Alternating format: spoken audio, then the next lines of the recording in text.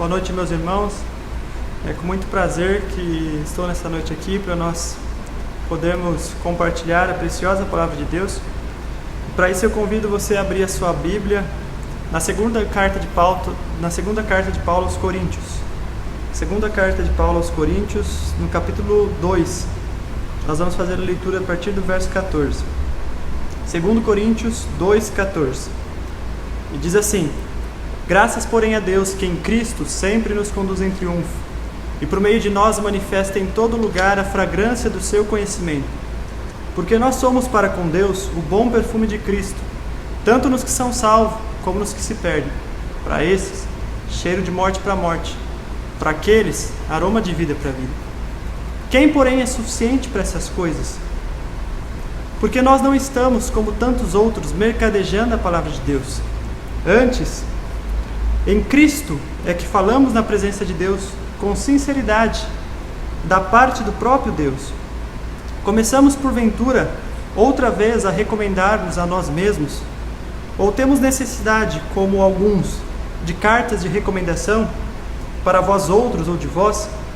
Vós sois a nossa carta, escrita em nosso coração, conhecida e lida por todos os homens, estando já manifestos como cálices de Cristo, produzidas pelo nosso ministério, escritas não com tinta, mas pelo Espírito do Deus vivente, não em tábuas de pedra, mas em tábuas de carne, isto é, nos corações.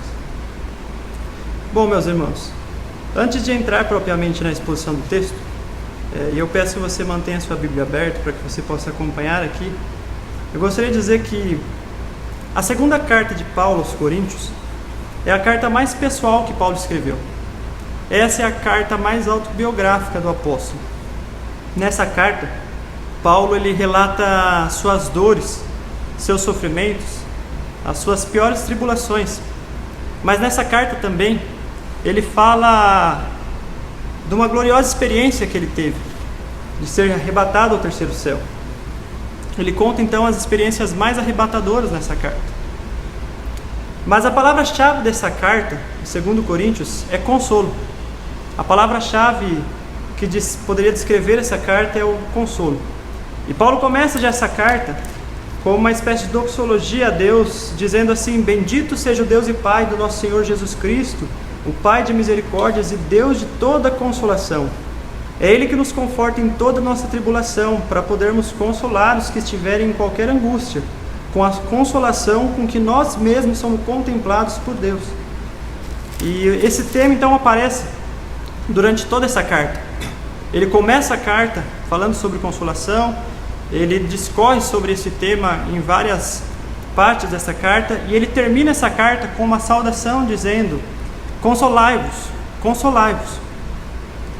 E nessa carta, como em nenhuma outra, Paulo ele trata alguns assuntos importantes. Ele fala sobre algumas coisas que ele não fala em nenhuma outra carta, como por exemplo, ele trata aqui sobre a doutrina da nova aliança. Ele fala nessa carta sobre o ministério da reconciliação que é dado por Deus. Ele fala aqui sobre nós como uma tenda frágil que está para se desfazer nessa terra, mas que após a morte será habitada numa tenda eterna, permanente. Ele fala nessa carta sobre sua experiência de ter sido arrebatado ao terceiro céu e de lá ter ouvido coisas que ao homem não é lícito referir, e também do espinho na carne que Deus permitiu que acometesse o apóstolo, para que ele não se gloriasse, devido ao tamanho e a grandeza dessa experiência que ele teve de ter sido arrebatado. Mas nesse texto em apreço, o apóstolo começa a falar sobre uma das principais doutrinas de toda a Escritura, que é a doutrina da nova aliança. Nesse texto ele começa a discorrer sobre esse assunto. E a pergunta é: o que é a nova aliança? Bom, na velha aliança, tudo depende do homem. Por exemplo, quando Moisés desceu com as tábuas da lei do Sinai, o povo disse: tudo que o Senhor disse nós faremos. E a pergunta que nós devemos fazer é: eles fizeram? Não, não fizeram. E por que não fizeram? Faltou a eles sinceridade? Não, não faltou sinceridade. Faltou a eles poder. Então, na velha aliança, tudo depende do homem. Na nova aliança, Tudo depende de Deus, nada depende de nós. E é sobre isso que Paulo começa a falar nesse texto em Apreço. Ele começa a mostrar que na nova aliança, tudo depende de Deus, tudo provém de Deus. O próprio Deus, na nova aliança, é quem nos capacita. É Ele quem nos permite viver em novidade de vida. É Ele quem, através do seu Espírito, nos possibilita sermos agradáveis a Ele. Na nova aliança, Deus escreve no nosso próprio coração, diferente da velha aliança, onde era escrito em tábuas de pedra.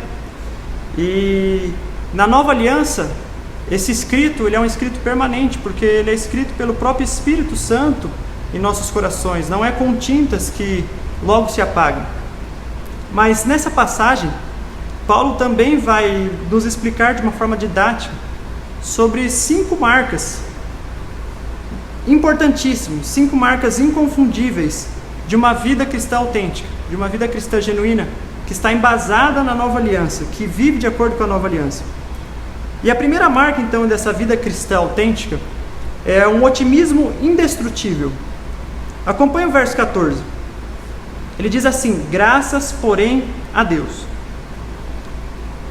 O apóstolo aqui, se nós percebermos, ele diz graças, porém, a Deus. Entre o graças e o a Deus existe uma conjunção adversativa, o porém.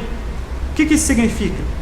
Que ele está dando graças a Deus, ele está sendo grato a Deus, não porque ele está em paz, não porque ele está isento de problemas, não porque ele está sem tribulações.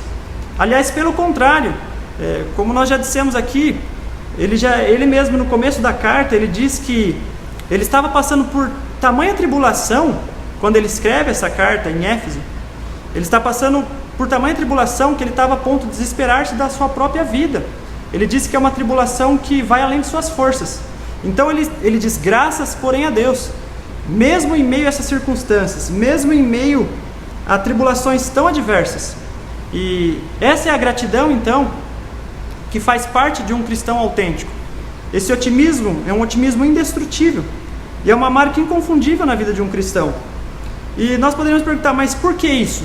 Como é possível isso? Porque na nova aliança, Deus nos permite vivermos uma vida vitoriosa, apesar das circunstâncias, apesar de tudo que está acontecendo. Deus nos permite vivermos uma vida realmente gloriosa por causa do seu Filho amado, Cristo Jesus. Então, se nós pararmos para pensar, nós estamos vivendo dias dificílimos, dias de grande crise, onde nós tivemos uma mudança abrupta nas nossas rotinas, as coisas mudaram de uma hora para outra, muitas pessoas estão morrendo, muitas pessoas estão sofrendo, estão padecendo dores, estão padecendo tribulações, pessoas estão sofrendo perda de emprego, pessoas estão sofrendo impacto financeiro, pessoas estão até mesmo preocupadas e talvez carecendo de um auxílio emergencial que possa realmente prover um pão em sua mesa. As pessoas estão passando as mais diversas dificuldades. Nós poderíamos talvez dizer que essas dificuldades são maiores do que qualquer outra vivida nos últimos tempos. Mas apesar das circunstâncias, apesar de tudo isso, apesar da crise econômica, apesar do Covid, apesar das coisas que nós estamos vendo, nós podemos dizer graças, porém, a Deus. E esse então é um otimismo indestrutível que habita no cristão autêntico, que está embasado na nova aliança. Mas é importante nós entendermos que essa é uma gratidão genuína. Essa não é uma gratidão que significa uma contemplação à dor. Não é uma espécie de um estoicismo cristão. Que, por exemplo, nós não nos gloriamos ou nos deleitamos por causa das dores que estão acometendo a nossa vida. Nós não dizemos aleluia, obrigado Senhor por causa de eu estar enfermo, por causa de eu estar com Covid ou de eu estar com câncer. Não, essa não é a realidade. Essa gratidão que Paulo fala é uma gratidão por saber que, apesar das dores que sim, nos atingem como qualquer outra pessoa, que nos afligem, que derramam lágrimas em nossos olhos como qualquer outra pessoa, que fazem-nos sofrer, que fazem-nos ter o coração apertado, apesar de tudo isso, nós temos essa gratidão, porque nós sabemos que a nossa vida está no controle das mãos de Deus, está nas mãos de um Deus soberano. É uma gratidão que resulta de sabermos que todas as coisas cooperam para o bem daqueles que amam a Deus. E se nós então amamos a Deus, nós sabemos que todas as coisas, mesmo as coisas ruins, elas estão cooperando de certa forma para o nosso bem, para que nós sejamos realmente moldados ao caráter de Cristo e para que o nome dele seja glorificado. E por isso então nós dizemos graças, porém, a Deus. É por causa disso que nós temos essa gratidão. E isso é um otimismo indestrutível. Mas uma segunda marca que Paulo destaca aqui é um sucesso constante. Porque ele diz assim ainda no verso 14: graças, porém, a Deus, que em Cristo sempre nos conduz em triunfo. Perceba que o apóstolo não diz que nós somos conduzidos em triunfo de vez em quando. Ele não fala que nós somos conduzidos em triunfo de vez em quando, ou quando as circunstâncias estão bem, ou quando nós estamos livres de problemas, quando nós estamos saudáveis, quando nós estamos bem financeiramente. Ele não diz que nós somos conduzidos em triunfo quando Deus quer, vez por outra, nos permitir nos deleitarmos nisso, mas ele diz que sempre somos conduzidos em triunfo. Nós somos conduzidos sempre em Cristo, em triunfo. E então nós precisamos entender que se nós estamos em Cristo, se nós estamos aliançados com Cristo, se nós estamos vivendo dentro da nova aliança, se nós estamos buscando viver um cristianismo autêntico, nós temos esse sucesso constante. Nós podemos dizer que em Cristo nós somos sempre conduzidos em triunfo. Nós somos sempre conduzidos por Cristo em uma vida vitoriosa. Nós precisamos entender que se nós estamos em Cristo, a nossa vida é uma vida grande, superlativa, uma vida vitoriosa. Nós precisamos entender que a nossa vida não é um carro desgovernado rumo a uma ladeira abaixo, mas é uma escalada rumo à glória, rumo aos céus. Nós precisamos entender que se nós estamos em Cristo, se nós somos cristãos genuínos, Deus está escrevendo os capítulos mais bonitos da nossa história, talvez nos momentos mais difíceis da nossa jornada terrena. Nós precisamos entender isso, e é por isso que nós podemos dizer que em Cristo nós somos sempre conduzidos em triunfo. Mas é importante lembrar que essas palavras não são palavras de motivações ditas por um homem que estava sentado em uma bela cadeira, ausente de problemas, numa pompa, enfim. Essas palavras foram ditas por um homem que sofria perseguições, que sofria tribulações, que foi prisioneiro várias vezes, que foi açoitado diversas vezes, que foi enxotado pelas pessoas, que foi expulso de diversos lugares, que foi perseguido, que foi humilhado, que foi espancado. Essa é a pessoa que escreveu que em Cristo somos sempre conduzidos em triunfo. A pessoa que escreve isso, o apóstolo que escreveu isso, foi o apóstolo que diz que ele carregou em seu corpo as marcas de Cristo. Então é importante entendermos isso, que o sucesso de um cristão autêntico, ele vem porque a nova aliança nos permite isso. Na nova aliança, nós somos sempre conduzidos em triunfo por Deus. Mas esse triunfo não implica necessariamente em nossos planos darem certo, nas coisas saírem exatamente como planejamos. Porque se nós pensarmos na vida do apóstolo, ele escreveu isso e nós temos exemplo na própria Escrituras de diversas coisas que ele desejou fazer e não conseguiu. Por exemplo, em Romanos 9 ele diz que ele desejava muito, ele ansiava muito poder pregar a Israel. E ele diz até que ele desejava tanto isso que se fosse possível o povo de Israel ser liberto e em troca disso ele precisar estar ausente de Cristo, ele toparia. Mas nós vemos que isso não aconteceu. Ele não teve esse objetivo alcançado, ele não conseguiu aquilo que ele almejava, assim como diversas outras coisas. Então o que seria esse sucesso constante? O que seria esse sucesso e essa vida vitoriosa que Paulo está falando aqui? Esse sucesso constante não se refere aos nossos planos sempre dando certo, mas se refere aos planos de Deus, porque o triunfo que Paulo está falando aqui não é um triunfo nosso próprio, mas é o triunfo de Cristo em nossas vidas. E esse é o triunfo que ele se refere aqui. E por essa razão nós podemos dizer que nós temos um sucesso constante e que em Cristo então nós somos sempre conduzidos em triunfo. Porque nossos planos podem até falhar, mas os planos de Deus jamais falharão. E consequentemente, se você é um cristão verdadeiro, você sempre vai se deleitar nisso, porque você vai entender que apesar dos planos fracassarem, apesar dos objetivos que muitas vezes nós colocamos não serem atingidos, nós sabemos que Deus está no controle e Ele usa, mesmo quando as coisas aparentemente para o lado humano dá errado, para realmente glorificar o seu próprio nome. Então nós sabemos que os planos de Deus são diferentes do nosso, e o dele nunca será frustrado. Então por isso nós podemos alegar tranquilamente que nós temos um sucesso constante. Mas uma terceira marca que Paulo nos mostra nesse texto está no final do verso 14 até o verso 16. Ele diz assim: e por meio de nós manifesta em todo lugar a fragrância do seu conhecimento, porque nós somos para com Deus o bom perfume de Cristo, tanto nos que são salvos como nos que se perdem. Para esses, cheiro de morte para morte; para aqueles, aroma de vida para vida. Fica até aqui. Então Paulo aqui, ele está falando sobre um impacto inesquecível, que é a terceira marca de uma vida verdadeiramente cristã, uma vida cristã autêntica vivida na nova aliança. E aqui, repare que Paulo usa então esse símbolo do perfume para fazer uma ilustração maravilhosa dessa característica presente na vida de um cristão.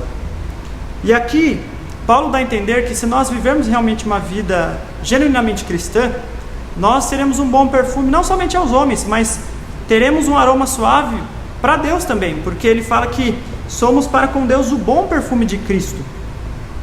E vale notarmos que Paulo não diz aqui que nós somos um perfume de Cristo.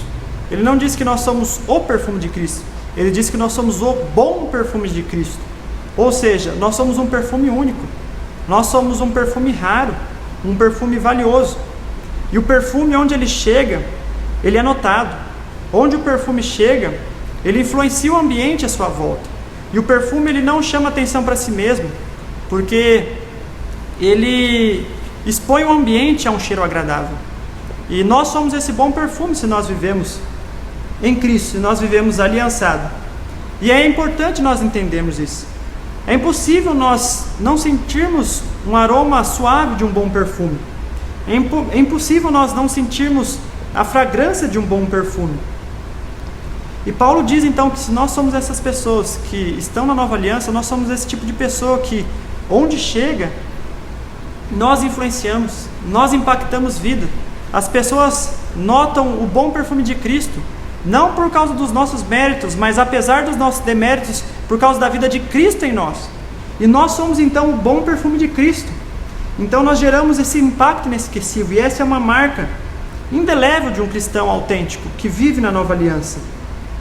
E Paulo chega a dizer aqui, que se nós como um bom perfume de Cristo, nós somos tão eficazes, a ponto de jamais passarmos despercebido, e de tal forma que as pessoas sempre precisarão ter uma reação diante da nossa presença, porque a presença do Evangelho em nossas vidas sempre vai causar algo nas pessoas à nossa volta.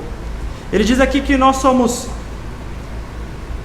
bom perfume de Cristo, tanto nos que são salvos como nos que se perdem. Para com esse cheiro de morte para morte, para com aqueles aroma de vida para vida. Ou seja, este mesmo perfume, ele tem duas finalidades. Quando nós chegamos em um lugar, quando as pessoas aceitam o Evangelho, quando elas creem em Cristo, elas são salvas, elas são libertas. E para essas pessoas então nós temos um aroma de vida, nós temos aroma de vida para vida. Agora, ao mesmo tempo, quando nós chegamos em um lugar, quando nós testemunhamos do Evangelho, quando essas pessoas rejeitam a Cristo, quando elas negam a Cristo, nós estamos sendo então um cheiro de morte para essas pessoas.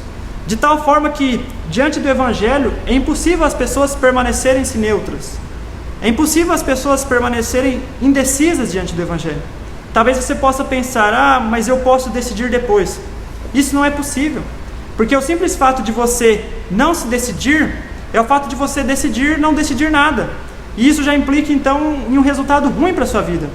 Porque Cristo diz que aquele que não é por mim é contra mim, e aquele que comigo não ajunta espalha.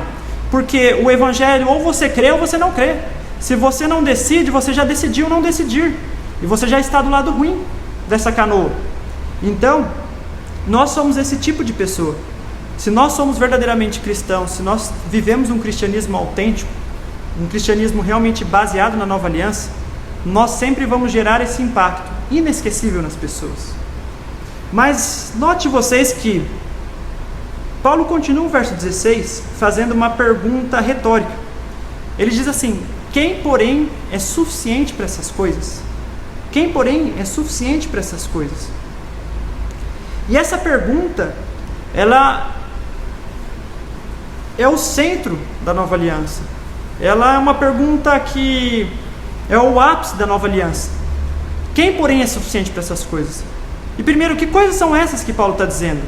Que coisas são essas que Paulo está falando? Ele está falando aqui do otimismo indestrutível, graças, porém, a Deus. Do sucesso constante, que em Cristo sempre nos conduz em triunfo. Do impacto inesquecível, nós somos o bom perfume de Cristo. Quem pode ser essa pessoa? Quem pode viver de tal forma a realmente ter essas características, ter essas marcas notáveis e indeléveis em sua vida? Quem é suficiente? Quem pode isso? Quem pode permanecer dessa forma, de uma forma tão perfeita? Nós não somos suficientes. E aqui é um ponto que nós devemos refletir, porque muitas vezes nós queremos viver ainda de acordo com a velha aliança. Nós queremos fazer como o povo de Israel, que disse: tudo que o Senhor falou nós faremos. E nós tentamos na nossa própria força fazer. E nós dizemos para o Senhor: Senhor, nós vamos te obedecer, nós vamos fazer o que é agradável aos teus olhos, nós vamos permanecer na tua palavra, nós vamos deixar de cometer este pecado ou aquele, nós faremos tudo o que é bom ao Senhor. E você se empenha, você se esforça, você até tenta, e você é sincero quando você fala isso para Deus, mas você fracassa. Você tenta e você fracassa. Isso porque nós não somos capazes de fazer essas coisas. Nós não somos capazes de cumprir a lei de Deus por nós mesmos, porque a lei do Senhor nós sabemos que ela é santa, justa e boa, e nós somos carnais. Nós então não podemos cumprir a lei, nós não temos a suficiência, nós não somos capazes de cumprir a lei, porque nós habitamos em um corpo carnal, infelizmente. Nós estamos ainda sujeitos a esse corpo. E quem, porém, então é suficiente para essas coisas? Quem é suficiente? E quantas vezes, então, nós, com lágrimas nos olhos, não prometemos a Deus que nós não pecaríamos mais, nós não incorreríamos em tal erro, nós deixaríamos de fazer tal prática, nós deixaríamos de tal mania, ou deixaríamos de fazer algo específico? Quantas vezes você chorou na presença de Deus? Quantas vezes você se humilhou na presença de Deus, verdadeiramente arrependido, e chegou a fazer até votos com o Senhor, dizendo: eu não vou mais fazer isso, e passou pouco tempo e de repente você se viu e você se flagrou fazendo exatamente as mesmas coisas? Porque nós não somos suficientes, nós não podemos viver de acordo com a velha aliança, porque de acordo com a nova velha aliança nós estamos condenados, porque nós não somos suficientes. A lei do Senhor é boa, justa e perfeita, ela é santa, e nós habitamos em uma carne. Quem, porém, é suficiente para essas coisas? Quem, porém, é suficiente para essas coisas? Essa é uma pergunta de suma importância. E a pergunta então fica no ar no capítulo 2. Mas Paulo responde essa pergunta no verso 4, a partir do verso 4, no capítulo 3. Porque ele diz assim: e é por intermédio de Cristo que temos tal confiança em Deus. Não que por nós mesmos sejamos capazes de pensar alguma coisa, como se partisse de nós. Pelo contrário, a nossa suficiência vem de Deus. Então, a nossa suficiência vem de Deus. Isso é a nova aliança. Na nova aliança, tudo vem de Deus, tudo depende de Deus, nada depende de nós. Nós precisamos viver na nova aliança. Nós precisamos viver a nova aliança para que nós possamos realmente ser libertos daquilo que nos cativa, para ser libertos daqueles pecados que nos aprisionam. Porque na nova aliança o Senhor nos capacita, Ele quebra as algemas, Ele quebra os grilhões, é Ele quem nos conduz, de forma que nós somos cada vez mais santificados, nós vamos sendo santificados, vivendo cada vez mais uma vida plena diante do Senhor, uma vida pura, uma vida reta, uma vida justa, não porque somos capazes, mas porque Cristo é quem vai nos capacitando e vai nos transformando dia após dia. Quem, porém, é suficiente para essas coisas? A nossa suficiência vem de Deus. Mas uma quarta marca que o apóstolo mostra aqui nesse texto, do cristianismo autêntico, é uma integridade irrefutável. Isso está no verso 17 do capítulo 2, quando ele diz: porque nós não estamos como tantos outros mercadejando a palavra de Deus, Antes, em Cristo é que falamos na presença de Deus, com sinceridade e da parte do próprio Deus. E aqui nesse momento, então, Paulo começa a defender o seu apostolado, ele começa a defender seu ministério, que estava sendo atacado por falsos apóstolos que estavam em Coríntios, por falsos mestres, por pessoas que estavam adulterando o Evangelho, pessoas que estavam fraudando o Evangelho para oferir lucro. Esses homens eram homens que estavam mercadejando a palavra de Deus, eles estavam mascarando e misturando a palavra de Deus com outros conteúdos, eles estavam tornando aquilo mais palatável ao povo de Coríntios, aos coríntios, para que eles pudessem absorver. E no fim das contas, a motivação desses falsos apóstolos era oferir lucros. Eles faziam do cristianismo, eles faziam da religião uma ferramenta para que eles pudessem enriquecer. E Paulo então aqui está respondendo dizendo: eu não sou como essas pessoas, eu não sou como esses homens, eu não sou como esses homens que estão transformando a igreja em uma empresa, que estão transformando o púlpito em um balcão, que estão transformando o evangelho em um produto, que estão transformando os cristãos em consumidores. Eu não sou como esses homens, eu não estou mercadejando a palavra de Deus. E isso então é uma integridade irrefutável do apóstolo. E é interessante que nós podemos perceber então que a motivação do apóstolo Paulo era realmente a exaltação de Deus. O que ele buscava não era a glória de si mesmo, mas ele buscava a glória de Deus. Ele buscava não elevar a si, mas elevar o próprio Deus, o próprio Cristo Jesus. E por isso que ele fala então que ele não estava mercadejando, antes ele falava em Cristo, na presença do próprio Deus, com sinceridade e da parte do próprio Deus. E para nós termos então essa pureza de motivação em nossas vidas e ter essa integridade irrefutável, nós precisamos estar na nova aliança. Só é possível nós vivermos dessa forma, nós termos essa pureza em nossos objetivos, nossas motivações no ministério, na nossa vida cristã, na nossa jornada terrena, quando nós estamos ancorados na nova aliança. Mas a quinta e última marca que o apóstolo nos mostra aqui é a realidade inegável, que está no verso 1 a 3 do capítulo 3. Ele diz assim: começamos porventura outra vez a recomendar-nos a nós mesmos? Ou temos necessidade, como alguns, de cartas de recomendação para vós, outros, ou de vós? Vós sois a nossa carta, escrita em nosso coração, conhecida e lida por todos os homens, estando já manifestos como cartas de Cristo, produzido pelo nosso ministério, escrita não com tinta, mas pelo Espírito do Deus vivente, não em tábuas de pedra, mas em tábuas de carne, isto é, nos corações. E este é um ponto interessantíssimo de nós analisarmos, porque aqui ele revela uma realidade inegável da vida cristã autêntica.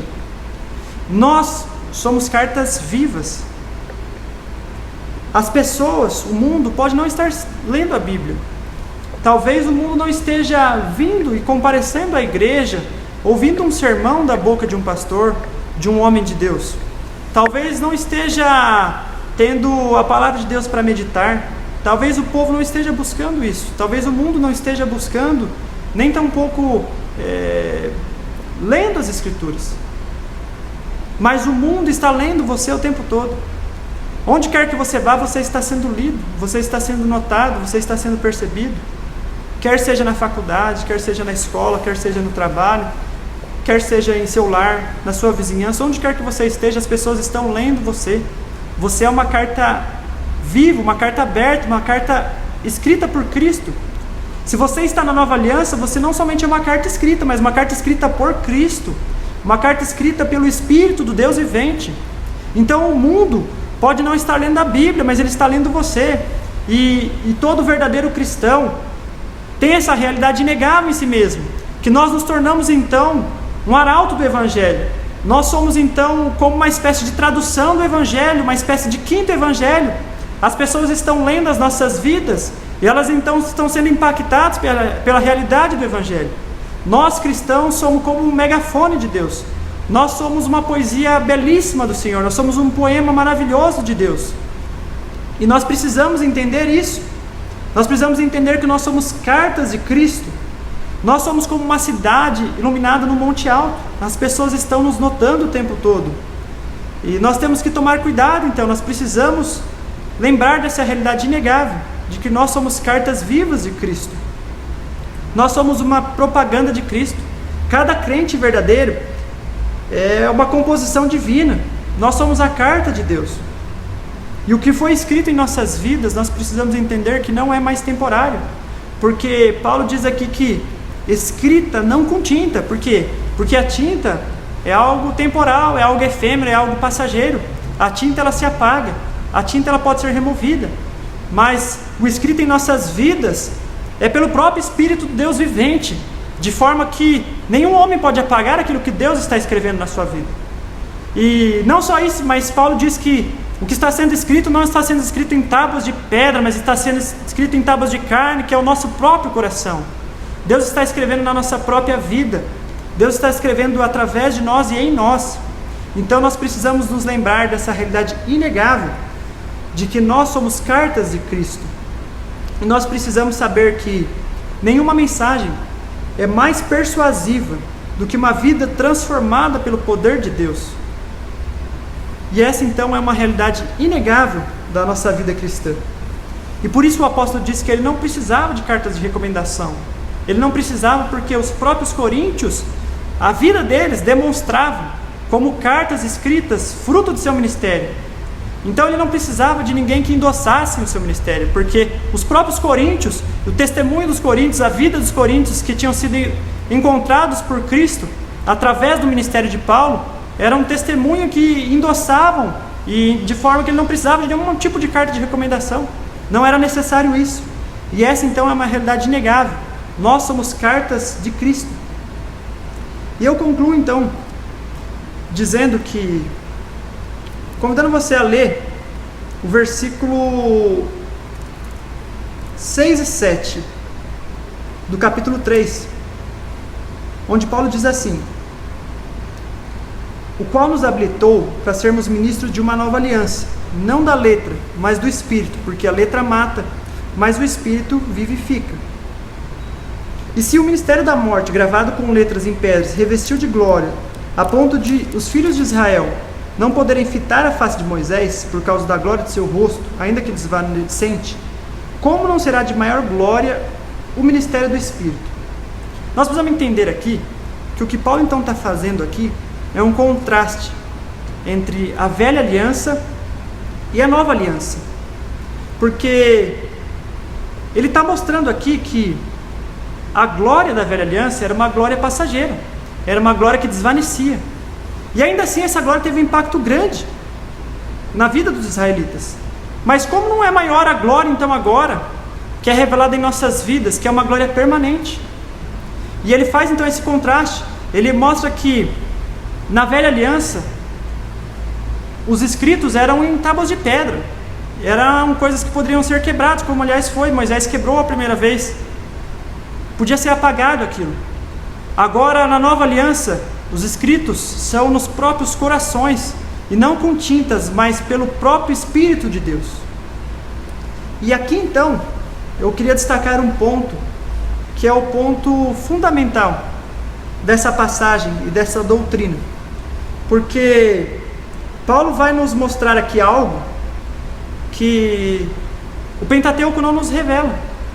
Ele vai nos mostrar algo, ele vai nos contar que Moisés, em determinado momento, que foi um gigante de Deus, que foi um homem muito usado por Deus, ele deixou de ser usado, ele se acovardou.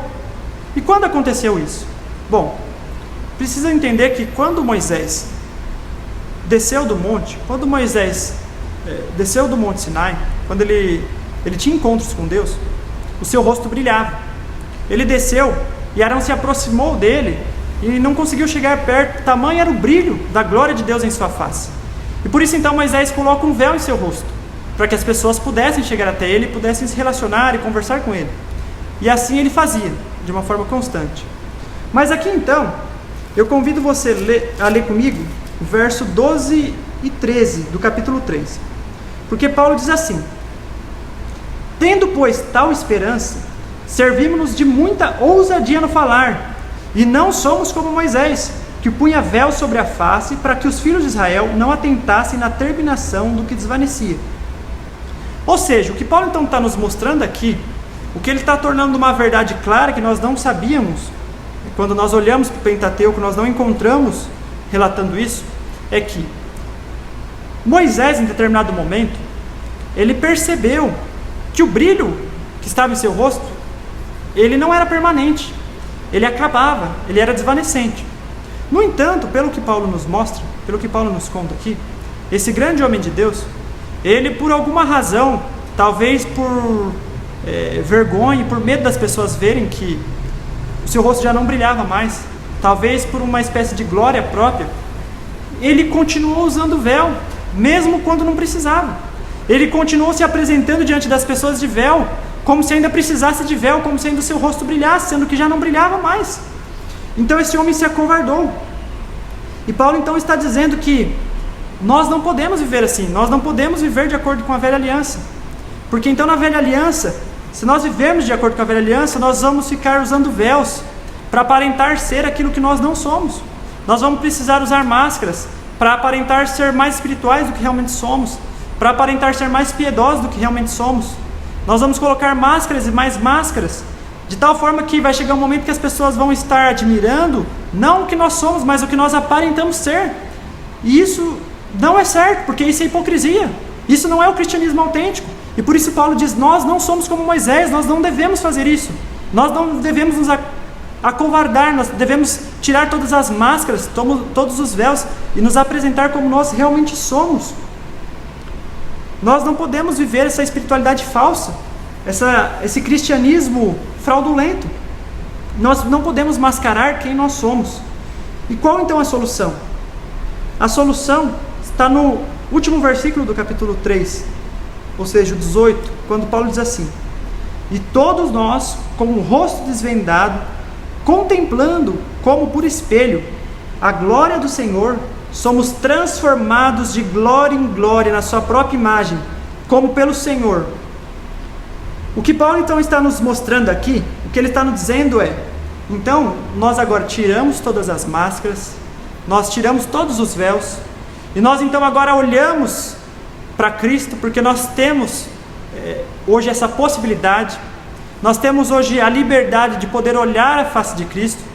E então o Espírito Santo de Deus vai nos transformando e vai nos renovando de glória em glória, de tal forma que nós cada dia mais somos mais parecidos com o Filho amado de Deus, Cristo Jesus, e de tal forma que cada dia mais brilha em nossas vidas a glória do Senhor, não por quem nós somos, mas por Cristo, porque nós agora somos como espelhos, nós estamos refletindo a glória do Deus vivo através de Cristo Jesus. E por isso então nós não usamos mais véus, nós não usamos mais máscaras, nós somos o que somos. E isso nós só conseguimos se nós vivermos então de acordo com a nova aliança, se nós entendermos que nada depende de nós, tudo depende de Deus. E nós precisamos então buscar esse tipo de vida. Nós precisamos buscar viver esse cristianismo autêntico, esse cristianismo que tem um otimismo indestrutível, que tem uma integridade irrefutável, que tem um impacto inesquecível, um sucesso constante e uma realidade inegável. Nós precisamos viver esse cristianismo, e para isso nós precisamos estar na nova aliança, porque na velha aliança nós jamais conseguiremos. Quem, porém, é suficiente para essas coisas? A nossa suficiência vem de Deus. Nós precisamos entender que o grande projeto de Deus para nossas vidas é nos transformar na imagem e semelhança do Rei da Glória, e não somente nos levar até a glória, não somente nos levar até os céus. E isso Deus quer começar hoje, Deus quer começar agora. Por isso então que você se renda sem máscaras perante Deus, sem véus perante Deus e perante as pessoas, porque nós precisamos todos reconhecer que nós somos iguais, nós somos pecadores e carecemos da glória de Deus, de tal forma que a excelência seja sempre de Cristo, a excelência seja sempre do Filho de Deus. Nós então possamos viver essa vida, que nós possamos almejar realmente esse cristianismo, E eu gostaria de fazer uma oração então para encerrar, para que Deus realmente nos ajude, que Deus nos auxilie, para que nós possamos realmente então ser libertos pelo poder do seu Filho amado, que nós possamos viver de acordo com a nova aliança, que é a vontade de Deus. Senhor Deus e Pai, nós te damos graças, Pai, por esta mensagem, te damos graças, ó Pai, pela palavra do Senhor, ó Pai, que é viva e eficaz. Damos graças, ó Pai, por podermos viver de acordo com a nova aliança, Senhor. Deus, te pedimos perdão, Pai, pelas vezes, ó Pai, que nós tentamos nos esforçar, vivendo, Pai, na velha aliança, dizendo que nós cumpriremos aquilo que é agradável aos Teus olhos, que nós seremos obedientes a Ti, tentando prevalecer na nossa força, ó Pai, nos esquecendo, Pai, do que aquilo que foi dito na oração de Ana, Senhor, que o homem jamais prevalecerá na sua própria força, Senhor. Deus, que nós possamos ter sempre isso em vista, Pai, sabendo que a nossa suficiência vem de Ti, Senhor, a nossa suficiência vem do Senhor, Pai. É o Senhor quem nos capacita por meio do Teu Filho amado, Cristo Jesus, Pai. Que o Senhor, ó Pai, ilumine as nossas mentes, ó Pai, que o Senhor incendeie os nossos corações, para que nós possamos, ó Pai, viver esse cristianismo autêntico e ter essas marcas, ó Pai, indeleves em nossa vida, Pai. Que as pessoas possam enxergar, ó Pai, realmente, ó Pai, essas marcas, ó Pai, do verdadeiro cristão, Pai, em nós, ó Pai. Nós te pedimos, Senhor, porque nós sabemos, ó Pai, que nós não somos suficientes, Pai, nós não somos capazes, ó Pai, mas a nossa suficiência vem de Deus, por intermédio do Teu Filho amado, Cristo Jesus, Pai. Que o Senhor abençoe, Pai, cada lar, ó Pai, cada pessoa que nos ouve, Pai, nessa noite, Pai. Que o Senhor seja conosco, Pai, é o que eu te peço, Pai, em nome de Jesus. Amém. Meus irmãos, Deus abençoe cada um de nós, e que você possa estar presente no domingo, que você compareça aqui. Domingo é dia de ceia, nós teremos uma palavra bendita do Senhor, que o seu coração possa ser aquecido por Deus e que você possa se esforçar para estar presente conosco, com todos os cuidados, com todas as precauções que nós tomaremos, com o distanciamento que nós estamos tendo, com a higienização, mas eu convido você para estar presente nessa comunhão, que é uma comunhão bendita. Venha aqui conosco e participe no domingo. Deus abençoe você.